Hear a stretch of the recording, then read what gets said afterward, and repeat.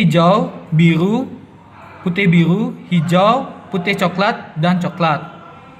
Kemudian setelah disusun, maka dirapatkan seperti ini.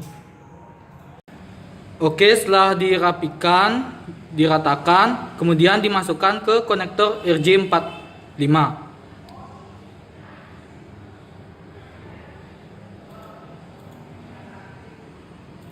Oke, seperti itu. Oke, selanjutnya kita akan crimping kabel yang telah disusun tadi.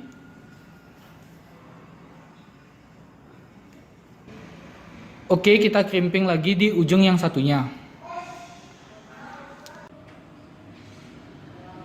Oke, kabel yang sudah dipasang RJ45, kemudian kita akan coba di alat uji. Kita masukkan.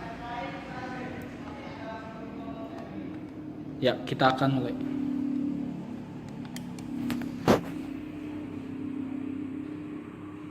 Ya, bisa dilihat dari 1 sampai 8 lampunya nyala, yang berarti ini sukses. Oke, selanjutnya kita akan membuat kabel crossover. Oke, di sini bedanya dengan kabel strike, yakni salah satu ujungnya itu berbeda.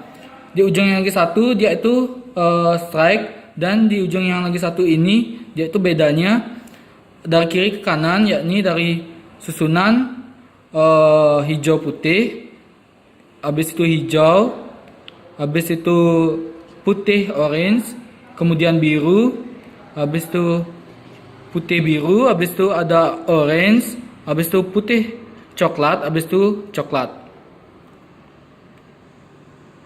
Oke, kemudian kita crimping lagi untuk kabel crossover.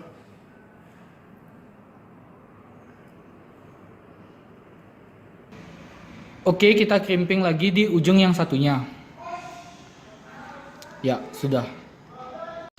Oke, setelah dipasang konektor RJ-nya, mari kita coba untuk konektor crossover-nya. Kita pasang. Oke, kita coba.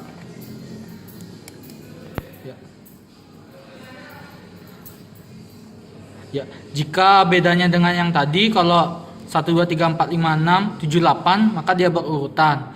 Tapi kalau crossover